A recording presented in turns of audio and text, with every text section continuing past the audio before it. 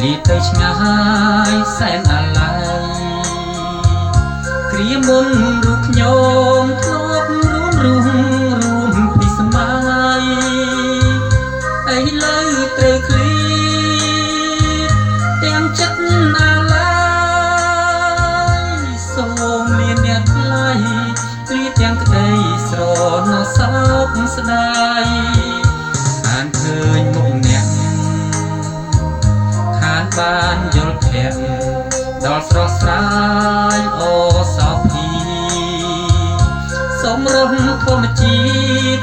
គឺស្រងាត់គ្រប់ពីវីសែននឹកស្រណោដល់បាំងគង្ពីនីពេលសនីគ្រប់មិនឆាឲ្យផែប្រលែ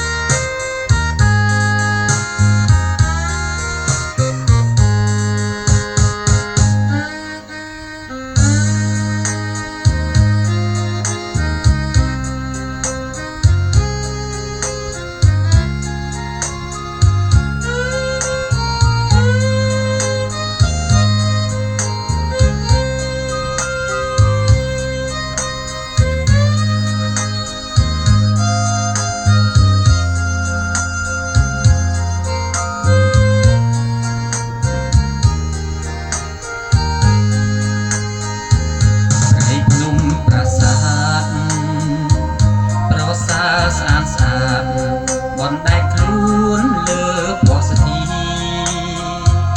នាំឲ្យរូបខ្ញុំនឹកស្រណោះគ្រប់វេលា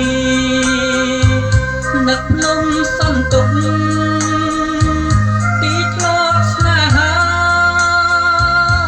ឥឡូវនេះណាខ្ញុំសោកសាព្រមឃ្លាតពីអ្នកខ្ញុំឃ្លាតទៅឆ្ងាយទាំងសោកស្ដាយ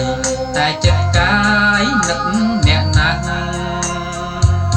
ទឹកភ្នែកជោគពលសែនកង្វល់ក្នុងចិត្តណា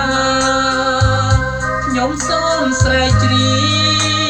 បចង់រៀងលៀនខ្ញុំសូមស្មោះស្ម័គ្រតែសំរង